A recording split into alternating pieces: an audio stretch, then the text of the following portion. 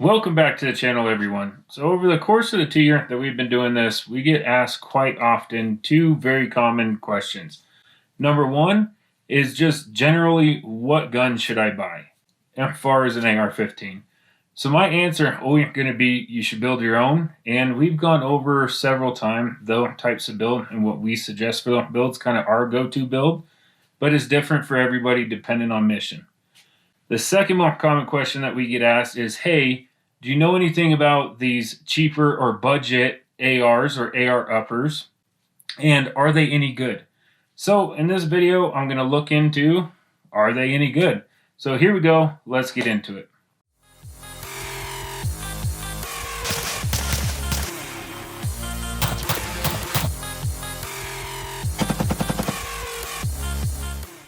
So it would be foolish of me to stand here and tell you what you should buy. I have no idea what your budget is or what your mission set is or what you plan on using that rifle for. So in this video, I decided to get the top three that I see all the time that are kind of budget AR uppers. I'm only going to focus on uppers.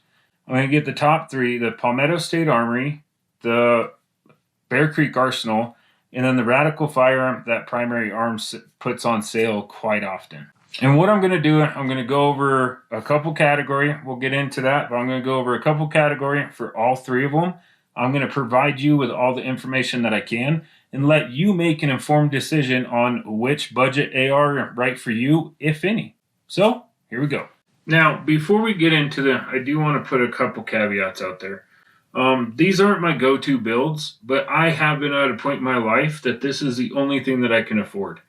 And I'm a firm believer that you need to shoot what you can afford. I'd rather people have a firearm and go out and shoot and enjoy the sport, that it's not a $3,000 Daniel Defense or something like that, but they're still going out and enjoying the sport. So if this is what you can afford, then this video is for you, to give you the best information that I can provide so you can make an informed decision. I also do have to give two shout outs before we get too far into the first one going to be to Sean from We Like Shooting. He allowed me to borrow one of his optics, his scopes, and the Tacticam that you'll see later on in the video. So thank you, Sean, for that. Without him and let me borrow that, video wouldn't be possible.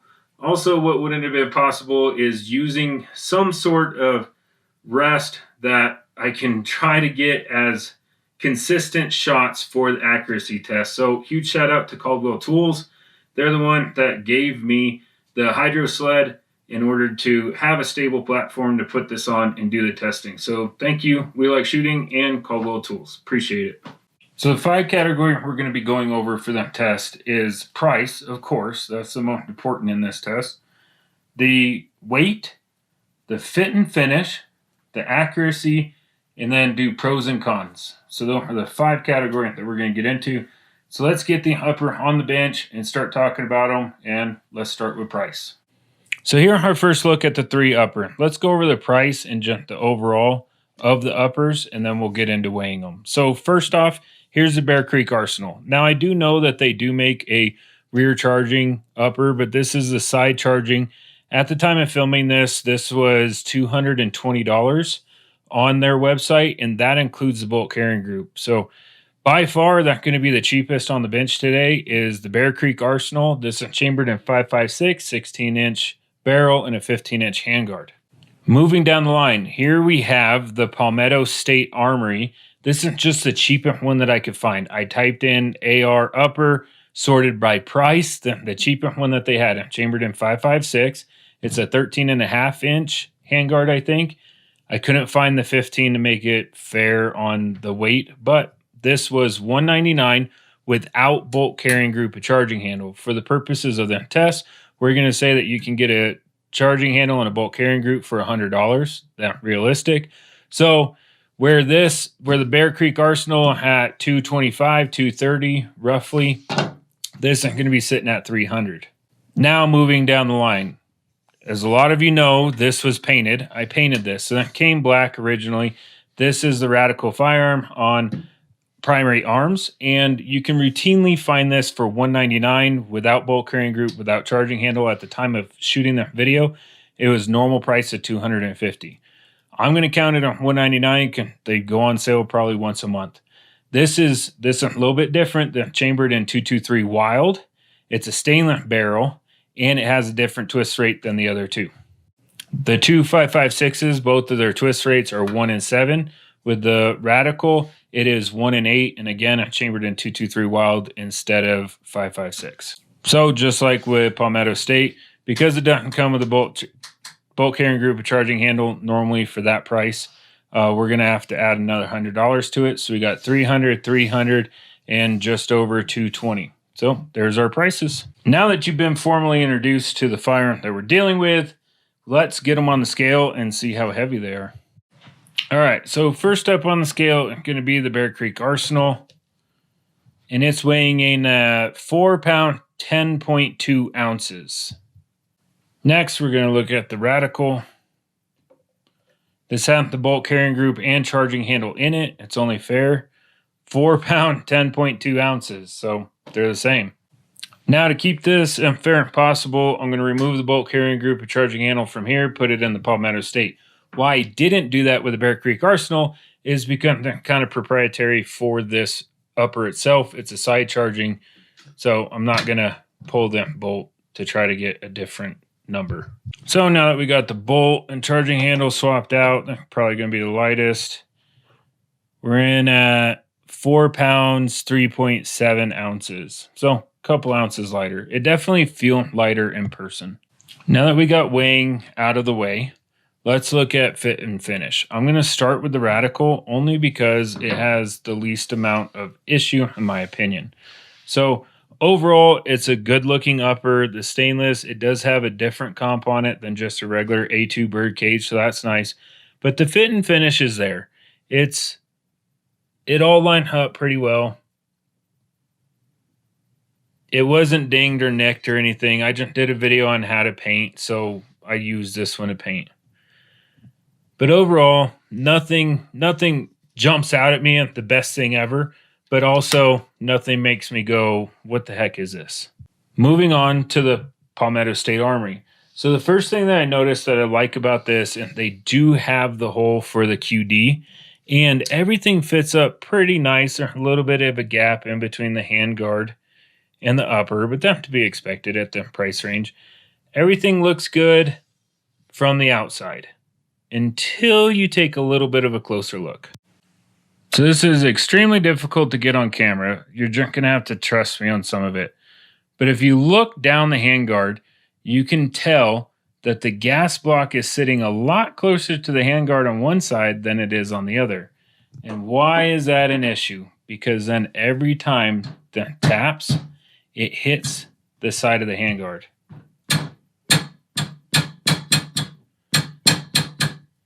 So that gas block and hitting the inside of the left side of the handguard.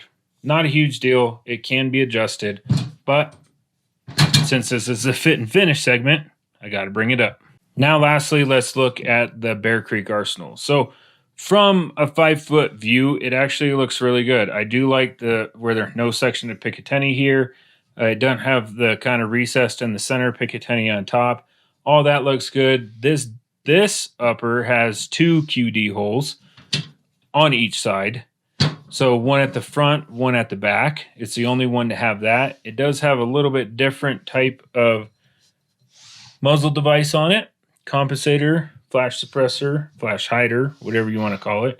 So from 5 feet away, it actually looks really good. And then you get in a little bit closer and it kind of leaves you scratching your head. So you can tell this upper and the handguard are completely different types of Picatinny rail. So one recessed, one not. And the handguard isn't truly a flat surface. So it doesn't meet up to the upper as flush as I'd like it to, but it'll serve a purpose. It's not going to hurt the firearm at all. This is by far the thickest upper. So the metal inside this is really thick, really robust. I don't know why it's that thick, but it is. And you can tell from right here where your bolt catch bolt release, they had to do a huge recess into here. Try to put some better light there. A huge recess into there just for your bolt catch bolt release to work. Then you flip it around to the back. They have a plug for your charging handle. That plug has an O-ring on it. And if you tighten that down and get it flush with your upper like you're supposed to, that O-ring actually pinches and starts coming out off of the actual bolt. So fit and finish on the Bear Creek Arsenal, not great, but it'll do. It'll work. Let's keep trucking right down the road and let's do accuracy. So for the accuracy test, I'm going to use the same lower for all three uppers. So this is just a cheap Palmetto State, cheaper one that I could get at the time, with a normal mil spec trigger and lower parts kit on it with an A2 grip. It does have a CTR stock. I just had an extra one laying around, so it went on this. But no frills here, just a regular, cheap, run-of-the-mill Palmetto State Armory lower. I'm going to be using the same optic for every gun. I'll have to swap it to every single gun. I'm not going to re-zero it. If it's hitting close, we'll get the grouping. So for the optic, again, thank you We Like Shooting for lending this to me. It is a Swamp Fox Patriot with the Swamp Fox cantilever mount. Sorry, it is, what is it? Going up to 24 power, but because of the Tacticam, I couldn't get it to true 24 power, so I'm probably sitting at, we'll call it 23. For ammo for all three tests, we're going to be using 62 grain green tip. No frills, just regular run-of-the-mill, what you can get online.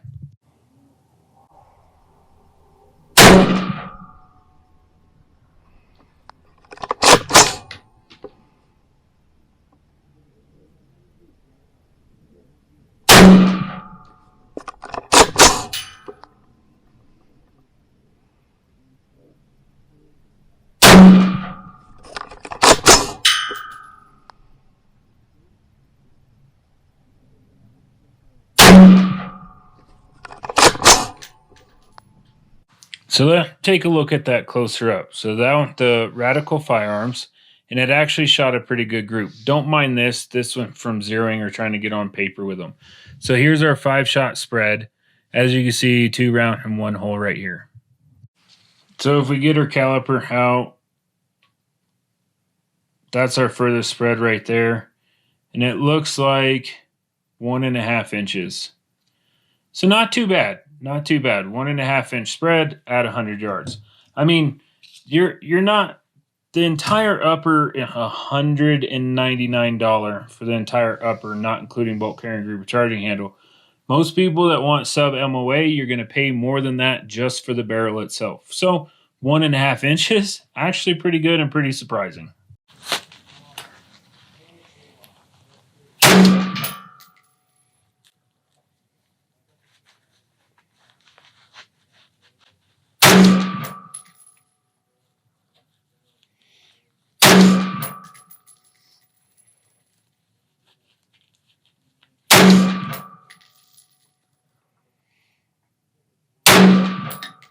Next, at the Palmetto State Armory, I know, I messed up the Tacticam. I didn't record it. I'm sorry. Whatever. Moving on. Let's flip that around the correct orientation. So this is what I shot.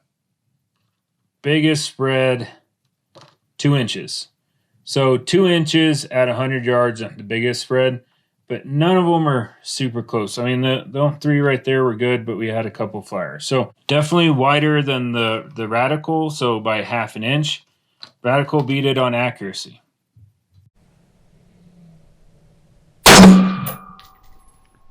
That was good, Mike. 1.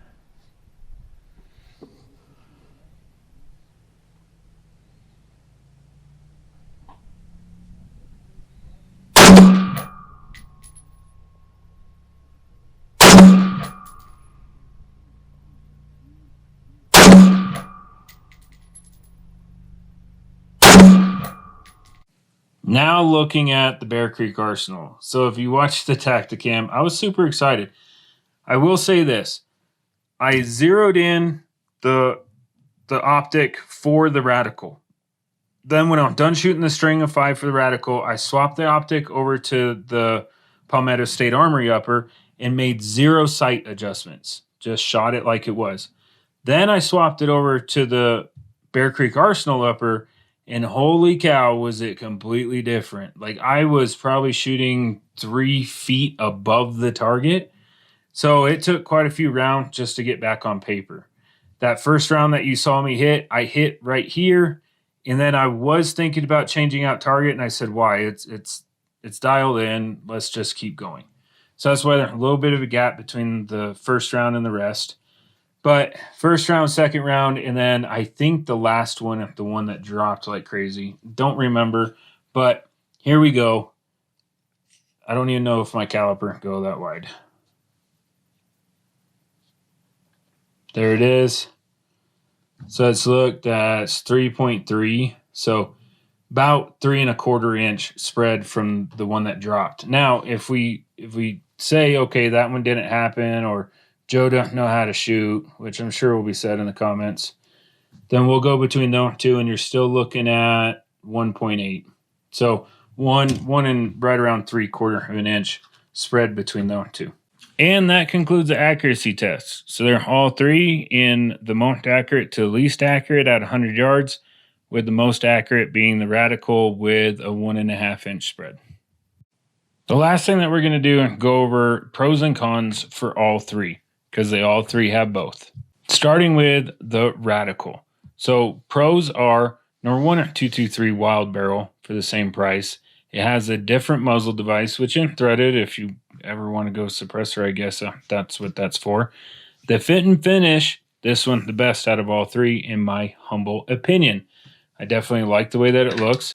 And additionally, it was the best shooter out of all three with a 1.5 inch spread. With that being said, it was also a single shot with all 5 of the rounds. So every round that I put through that firearm, to include sighting and the optic, every single round I had to charge the charging handle. I'm sure a gas problem in here somewhere. I did paint this, but to the best of my memory, I did not take off the gas block. I only took off the handguard to paint it. But something in here is not lined up, because I used that same bolt carrying group of charging handle into the PSA upper, and it ran flawlessly. So there's something up with the gas system. That's what happened when, you know, guns are $199. Moving on to the Palmetto State Armory. So I actually do like the feel of this. It feels lighter than the other two, but the scale said it wasn't really that much lighter. But I mean, it does have a shorter handguard, so it should be a little bit lighter. I like the feel. I like the looks of it. It was an okay shooter. It got second place.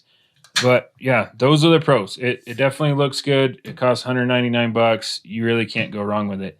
The biggest con of this is the fit and finish as far as the gas block. So that gas block is, like, I don't even know if I could get a piece of paper in between where it's sitting towards the left side of the rail. So that, again, would have to be adjusted on this one in order for it not to ting every time that I'm bumped. That would be really annoying. But yeah, pros and cons. Pros, it's a good upper. Con, that's a little bit off, which can be fixed. All right, Bear Creek Arsenal. I kind of already went over the pro and con of this, but let's go over it. So the pros are going to be the overall look of it from a little bit back. It doesn't have two QD, one in the front, one in the rear, which none of the other one had. The biggest pro for this is it is the cheapest out of all of them. So complete with the bolt, and well, not really charging handle, it's a side charge, but with the bolt, it was on sale for $220 not but a week ago. Now cons. One of my cons, I know that they make other ones, so this isn't all Bear Creek Arsenal. This is this specific upper. I don't like when only the side charging right here. So I have a side charger for my 7.62x39 AR15, and it is dual charging. So it's still a charging handle, and it has a side lug. The side lug comes loose all the time and fall off. In the round that I shot on this, it did not come loose. Not saying it's not going to, but it didn't in this occasion. So if that comes loose and falls off, then you don't have a way to charge your firearm. It's reciprocating, so it's probably going to come loose. There's already a hole back here, so why not just put a charging handle? But anyway, I digress. Moving on. The other con is going to be, in order to clean the firearm, you have to take that off. You can't remove the bolt without taking off this side charging nub. So you have to take that off every time in order to remove the bolt, which can be bad in certain situations. They are designed to be able to come apart with no tool, at least field stripping it, and this one cannot be field stripped without an Allen. Then the third con is going to be the accuracy. It shot the worst out of all three of them, but like I said, it's an entire upper for $220. I think for the money, it did amazing. I think for the money, all three of them did amazing. And there you have it. So all the information that I can think of to give to you so you yourself can make an informed decision on which of the budget uppers are right for you, if any. So hopefully that helps you and you can make an informed decision. Now, if you have different idea for different upper that are better than the three that I reviewed, please put them down in the comments so anybody that in the market for a budget upper can look at those possibilities also. Additionally, if you think that I'm right about anything or that I'm wrong about anything, if you have any experience with anything that I showed, please put it down in the comments. Like, I'll give you an example. I don't think Palmetto State Armory, every upper that they sent out, that gas block ain't going to be making contact or about to make contact with the handguard. That's just the one that I went on their website. I purchased with my own money. It got sent to me. They had no idea I'm reviewing it. And that's the one. That's the way that the one that I received was put together. With that being said, if you think that I can't shoot, I did everything wrong, nothing I did was scientific or accurate, put that down in the comments because that's more information for people to make a good decision. So with that being said, thanks for watching. Thanks for subscribing. Thank you to all the Patreon and everybody that interacts with us, gets on Discord, just the entire Thin Line Defense family. Thank you all for being part of this, and we appreciate the support, and we will catch you on the next video.